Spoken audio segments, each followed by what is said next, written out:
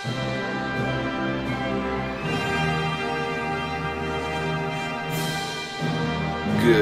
afternoon, friends. Welcome to the podcast. This is the JRPG Report, episode 179. My name is James Fisher. Thank you for turning in each and every week to get your news fix, all the stuff happening in the JRPG world that I can dig through the internet and bring to you. Unless this is your first podcast, and we will say hello to you if that is the case. But for our longtime listeners, thank you so much for tuning in each and every week. We are 22 days away from Tales of Arise, which promises to be the biggest JRPG of the year, at least in my humble opinion. It is already stamped Game of the Year award. It's kind of its award to lose at this point, right? It's the odds-on favorite. There's short of a disaster, I don't see any real way that it's not going to win that title. But I want to talk a bit about what came out just a couple days ago, and that is the demo. And I've rarely seen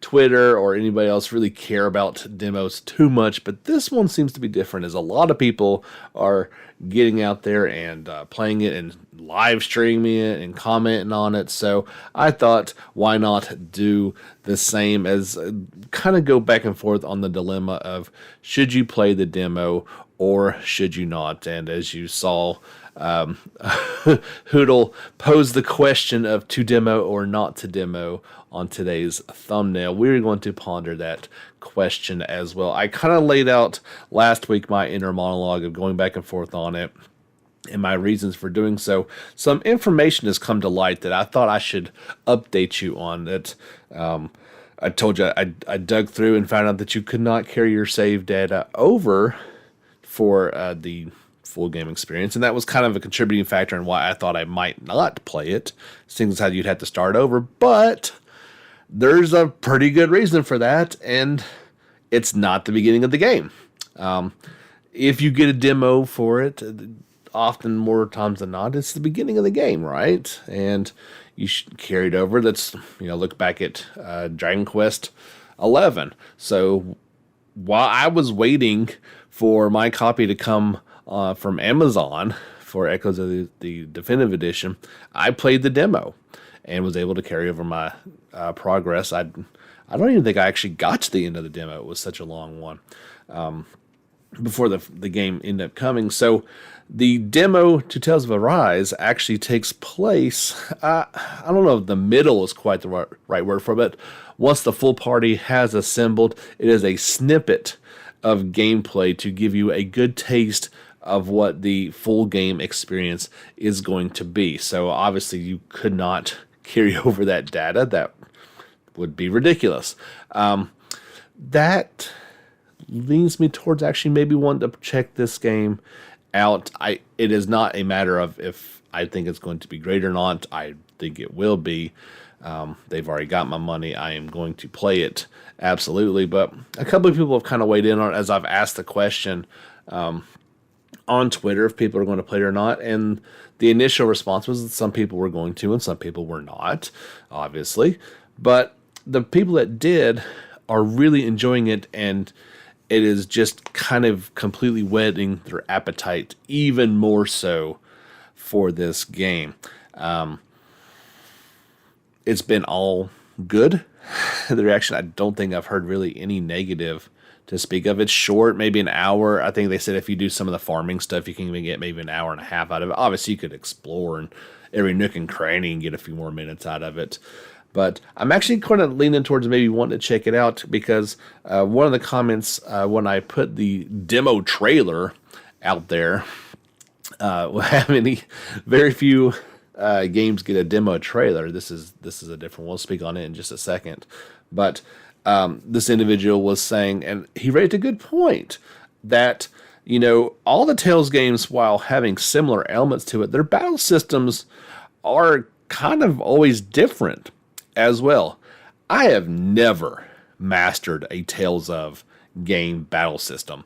I kind of struggle to be quite honest with it. I can get by just fine, but the small nuances and truly being able to master the system is something I never do. So what he was saying is he's using this demo as a way to kind of fine tune that process and go ahead and get a leg up on how this game is different than other Tales of experiences. And maybe by, this being further down the road towards the middle of the game, taking that knowledge and applying it towards the beginning of the game, and when you're going through the tutorial parts of it, you're going to be that much better off. And I kind of like that idea.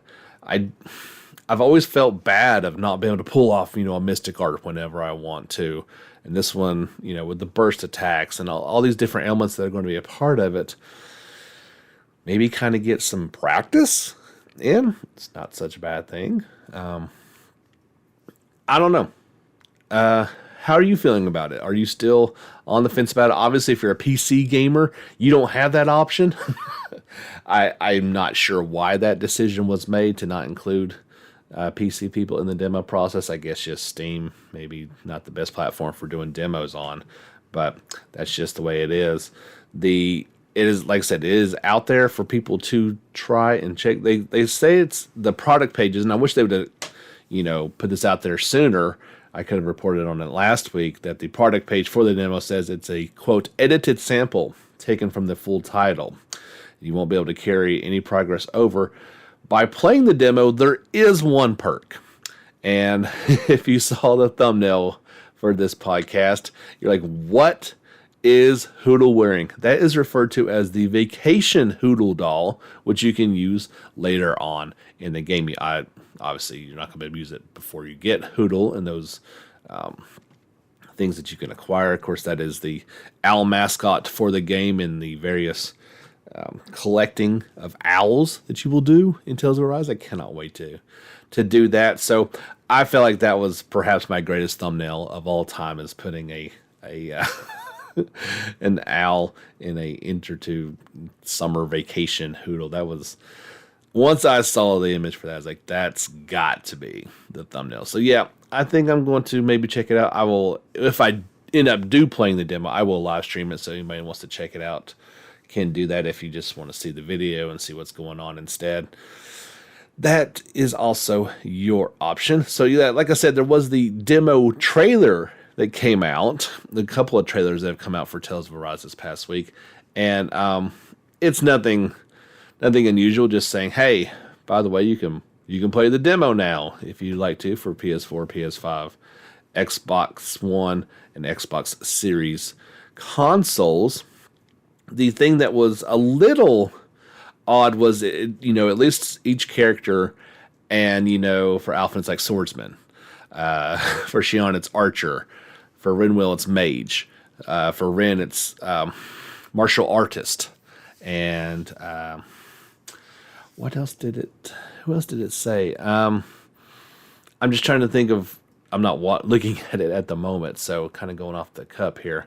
And then Kasara was guardsman, which I guess it should have been guardswoman. I don't know, we're not being too PC about stuff. But the the one that I didn't understand was they didn't say what. Oh gosh, and his name is Dalaman. They didn't say everybody else is getting a class, right, or what their weapon is or whatever like this. He was just like something like citizen, or nobleman. I think that's what it was.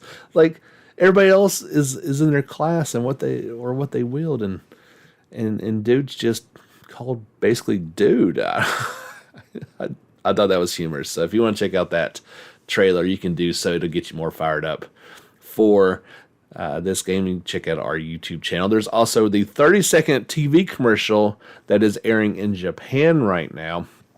It features the theme song Blue Moon by Japanese singer Ayaka.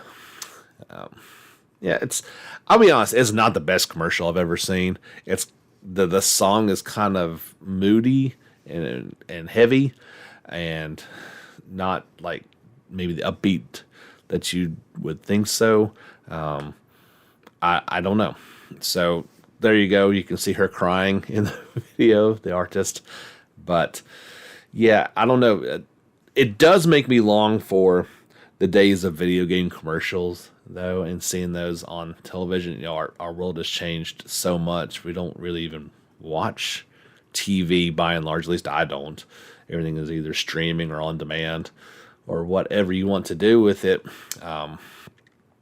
But yeah, like, will there be a Western TV commercial for Tales of Arise? I think that would be pretty cool. I don't guess we're going to get one. There was a closer look at the food preparation, going to the camp items. A short little video on Twitter was showing that. And kind of just the items that you would need to do to prepare food. Different ingredients can be obtained from your personal farm, fishing, or gathering. Once you have those items, you can take part in the cooking element. That can happen both at a camp or at an inn. When you head into the Tales of Arise cooking menu, you'll see all those recipes available. You'll see what ingredients you need, show a picture of the dish, describe what it is, mention the cooking effect, and state if it's someone's favorite meal. If somebody really likes it, it's their favorite, they will get an additional cooking effect. After a brief animation, you'll see the food and how long the effects will last.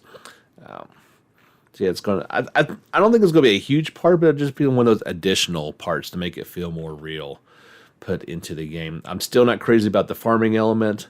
It is in the demo. Like I was saying, like you could get extra 30 minutes or so from the demo if you play the farming element, and maybe it's just a necessary evil for the ingredients or different items that you might need. If you have ordered the Digital Ultimate Edition, when that was announced, there was something called the Collaboration Costumes Pack with crossover costumes that was kind of in there as something that you were going to get, but didn't explain what it was. Well, now we know what that is, at least for the female characters as a part of that. I don't know if the males are getting involved with this either, but so part of that is going to be a Code Vein costume for Shion. She will dress up as Mia from the action RPG. It even includes her signature hat. Renwell will be able to wear the Idolmaster outfit. I believe that's a mobile title. I'm not exactly sure. It's from the upcoming Idolmaster Starlit season. Maybe it's an anime. I'm not sure, but it's super cute. And then finally, in Bandai Namco fashion, they're crossing over with Tekken. So Kasara will get to dress up like Nina Williams, even putting her hair into the signature ponytail normal look. So that's kind of explaining exactly what you're getting if, in fact, you did get that Digital Ultimate Edition. Or, you know, these may be available post-launch as paid DLC as well. I can't imagine that they would not be. 22 days and counting, November 10th in the West, PS4, PS5, Xbox One, Xbox Series X, and PC on September 10th worldwide, counting down the days until we finally get Tales of Arise. You can keep up with all the happenings in the JRPG world by following our social media channels on Facebook, Twitter, and of course subscribing on YouTube for all the videos that we talk about here, as well as our live streams. I'm pretty sure we're just going to continue on with the YouTube and stream over there, and we'll just keep it simple. Why not? There was the big Pokemon Presents extravaganza went on the other day. What day was that? Well, I don't even know. It was a couple days ago, 2 days ago, something like that. Maybe it was yesterday. I don't know. My days are all blended together. It's gone insane. The Pokemon Company and developer Game Freak have released new information, screenshots, and footage of Pokemon Legends Arceus. I don't know. I'm sorry. I don't know how you say that. Enters the game's region, story, Pokemon, and more. Here are the latest details. The game takes trainers on an adventure through Sinon, region of the past, before it was even called that. Many years ago, the land was called Heisu region. It was rare for humans and Pokemon to live together in close harmony.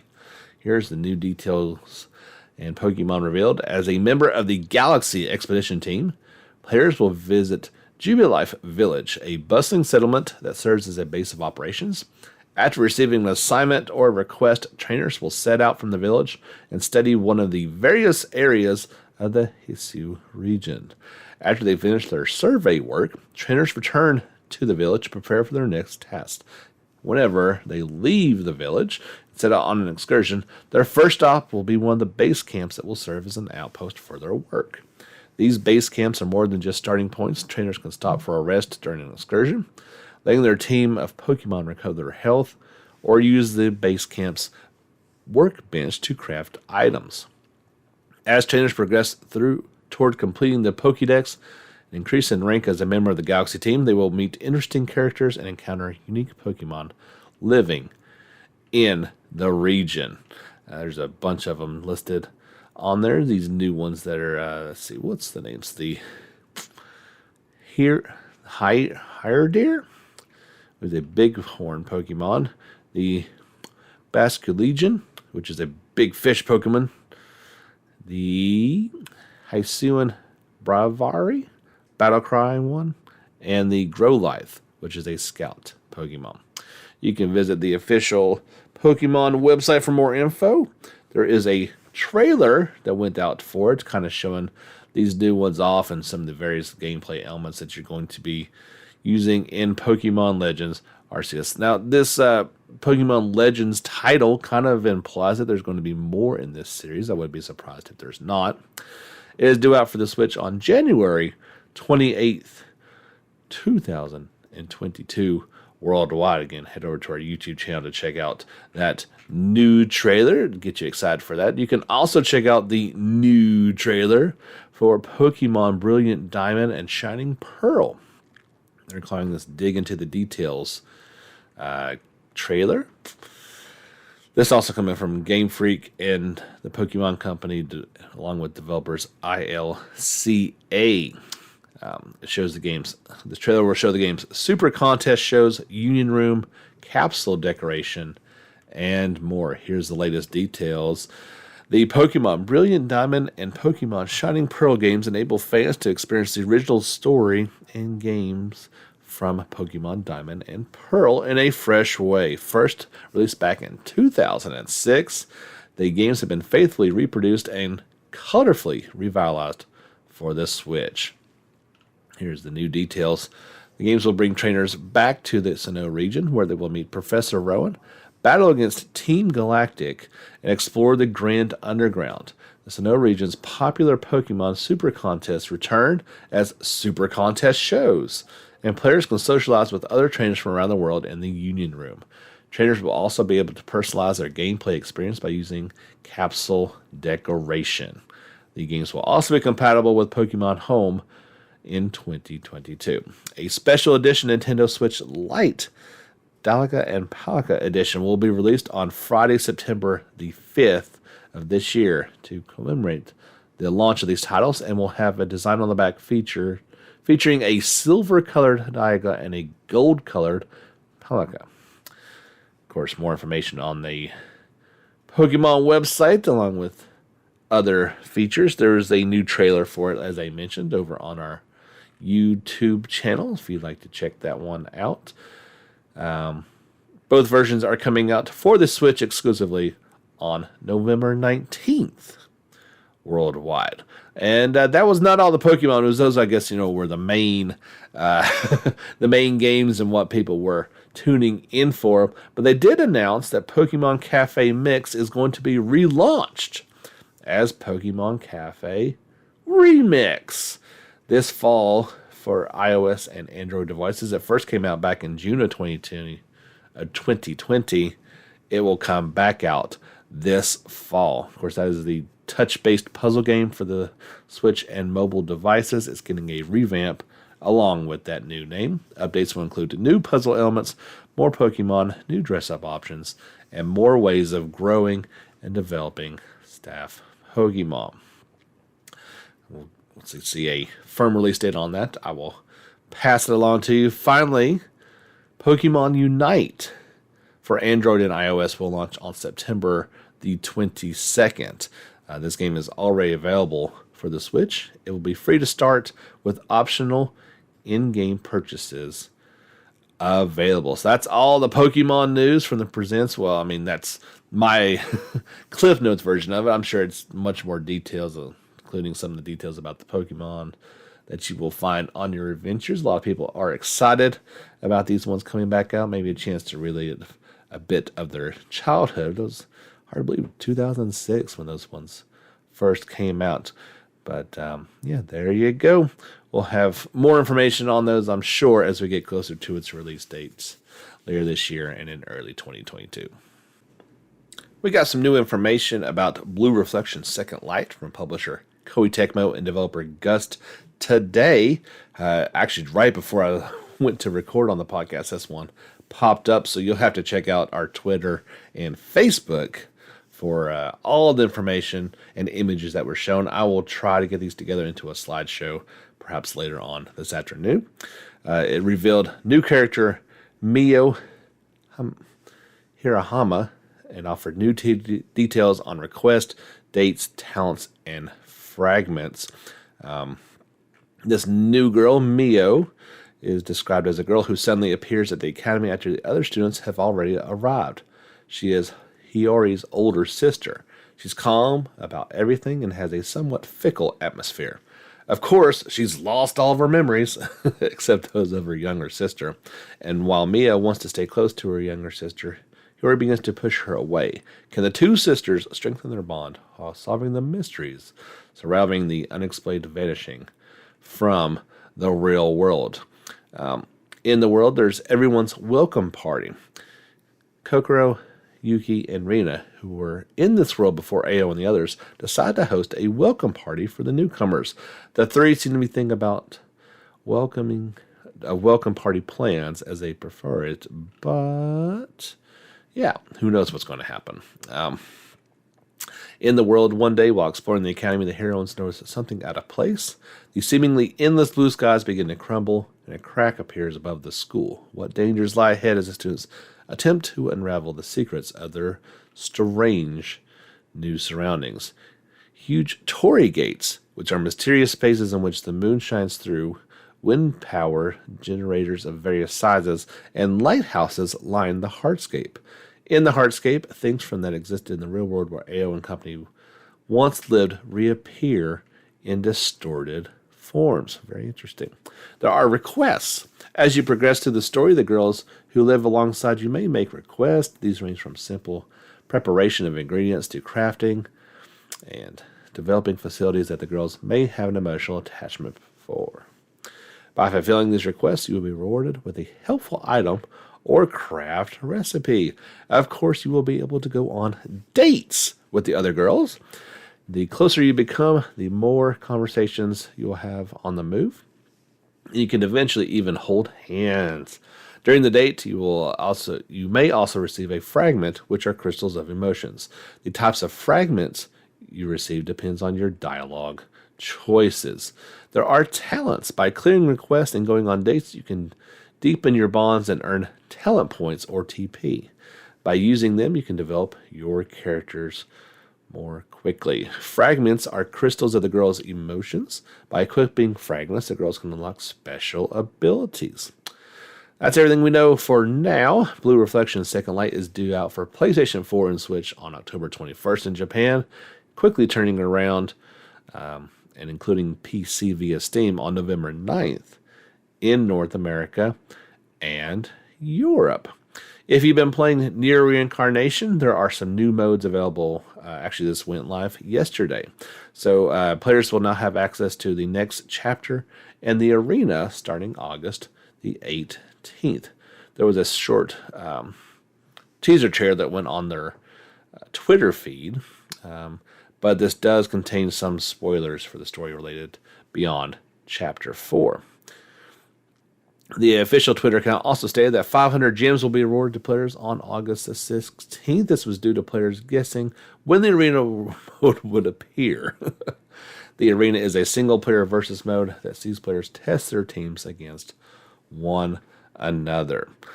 So there you go. If you've been playing, you've got some new content to check out.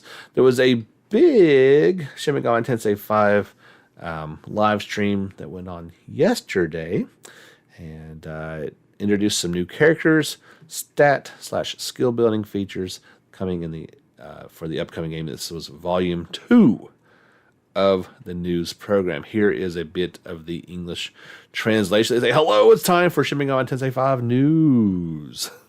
This show Atlas will deliver regarding information on the Switch exclusive launching on November 11th. Here are the new characters. First is Shohei Yukumo. He's a mysterious man who stands in the way of the protagonist as he advances through Dayot. Take solace in our meeting, boy. I'll make your death a painless one. He has labeled himself as he who hunts all demons. His motives and true colors remain unknown, but he seems to work alongside Nua, who is a demon. There is, and speaking of Nua, she is a goddess that appears in Chinese mythology. The angels... Wait, no. She suddenly appears before the protagonist and attacks. Yeah, I think she was... well, no, that was Bethel. So I'm not sure who this was. And then there is Abdiel, who is an archangel and Bethel's deputy angel commander. An angel who oversees Bethel's headquarters. Stern and uncompromising, she eradicates anyone who threatens the order of Bethel through sheer force. The protagonist will come across a number of mysterious humans and demons on his journey, but what exactly are their ultimate motives? All across Dayot, the conflict between gods and demons intensifies even further. What future will await Tokyo? The new stat/skill building feature, they say, as you explore Dayot, you will come across essences, which are spiritual entities embedded with the power of demons. The protagonists obtain Huapoi's essence. So there's essences for all the different demons. Essences are infused with the skills and affinities of that specific demon. By fusing them with the protagonist, you can customize his skills and affinities to your liking. Yeah, there you go.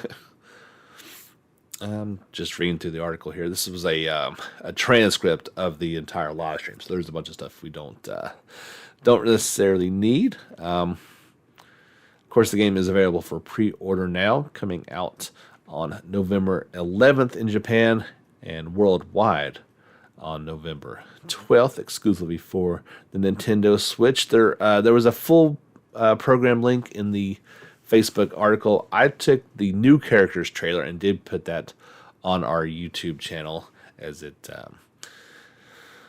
you can actually see the characters that we were just talking about. There was also a new stat/skill building trailer, but it was a lot of Japanese text. I didn't think that would be too useful to, at least to my audience, maybe to others, but not necessarily to us.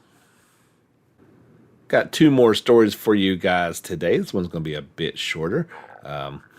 Big shout out to all our financial supporters of this podcast. You can do that through the links below in the description of the podcast, either through Anchor, through Patreon, just search for JRPG Report, or we take direct payments via PayPal, jamesfisherproductions@gmail.com. Again, all those links are down there. To all those who support the show, we salute you.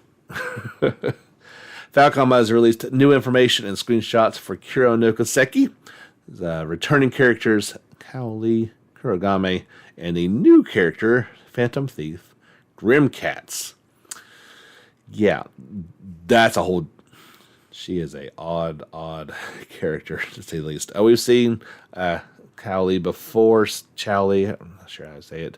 He's the Huey Slimeball. That's probably the best word I could use for him.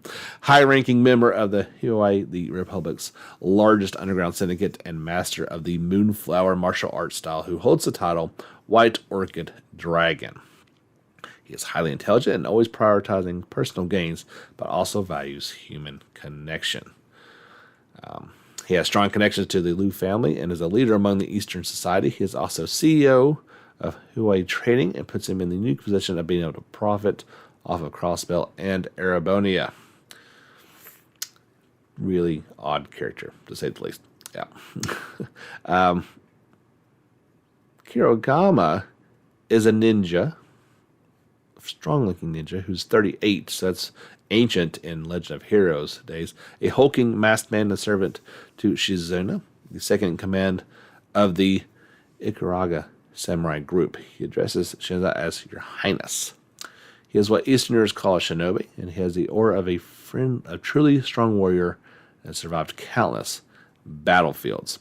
While Ikaruga has many skilled masters of katanas and stealth, Hirogami's superhuman body, martial arts, and polished hazy moon-style hidden weapons technique makes him as strong as any of the enforcers of Ouroboros. So definitely not somebody you want to mess with. And then there's Grimcats, who doesn't seem to have any connection to Phantom Thief B, but is mysterious as well. A thief who has been the topic of rumors and coward for the past few years. Nothing is known about her except that she is a woman with a slender figure and excellent combat skills. She's become popular among the people since she takes from corrupt politicians and state officials, as well as corporations and mafias that profit from illegal operations. Some gossip magazines have even written special articles about her. There are other rumored figures, like Phantom Thief B, who appears all over the continents, and Silver, the urban legend assassin of the Eastern Quarter. But there have been no notable sightings in recent years. Instead, plausible rumors about Grimcats have been the hottest topic. So yeah, you gotta have your cat people in these games. Legend of Heroes Chrono Koseki is due out for PS4 on September 30th in Japan, and 2023, 2024 for a PS4 game here in the West. I'm gonna be salty about that until this game comes out. You guys know that. One final game to talk about, kind of piggybacking off of last week's announcement of Shining Force Heroes of Light and Darkness, the mobile game in the long-running Shining Force series. This is the first trailer for it, kind of showing off some of the gameplay elements. Game developer Vespa uploaded it to its YouTube channel. The trailer looks at the character models, combat animations, and how the environments will appear. It's odd because obviously it's a Japanese game, but the trailer that first appeared with this is in Korean. Now there's been a later trailer that popped up, of course, after I posted it, that was in Japanese. And honestly, I wouldn't know the difference necessarily just glancing at them. But it was just odd that one of the commenters for the video, when I posted this on YouTube, was like, why is this in Korean? I was like, I don't know, man. That's weird. That is definitely weird. So characters from previous Shining Force titles will appear in Shining Force Heroes of Light and Darkness. This includes Bowie and Sarah from Shining Force 2, The Ancient Seal. Additionally, characters like Maya and Max will also appear in the mobile title. Viewers can get a first look at how these characters will appear through this new trailer. It focuses on combat and how it will function. Primarily, the gameplay features the same grid system found in previous entries. Additionally, the cutaway to more detailed and up-close angle of the counterattack will also appear in the game. So, we said it was coming last week, and here is the first look at the trailer for it. Obviously, some people were disappointed that this was going to be a mobile title, but they were excited that the series was coming back. Announced this month, it will release globally within the first half of 2022 for iOS and Android devices. So that's going to do it for episode 179. As I said before, I'd like to hit that 45-minute mark on the podcast. This one's going to be about 35, so not as much to talk about on a week-to-week basis. If I do indeed play the Tales of Arise demo, of course you can see it live stream on YouTube, or later on at some point you can check out the video. I'll let you know how it is next week. It's going to be hard to not play it knowing what we know now, but until then, I'm also enjoying Genshin Impact until the full game comes out on September 10th. Follow us on Facebook, give us a like there. Follow us on Twitter, and of course subscribe to our YouTube channel for updates each and every day. My name is James Fisher. That's going to do it for episode 179. We'll see you back here again next week for all the news in the JRPG world. But until then, get back out there. and level up.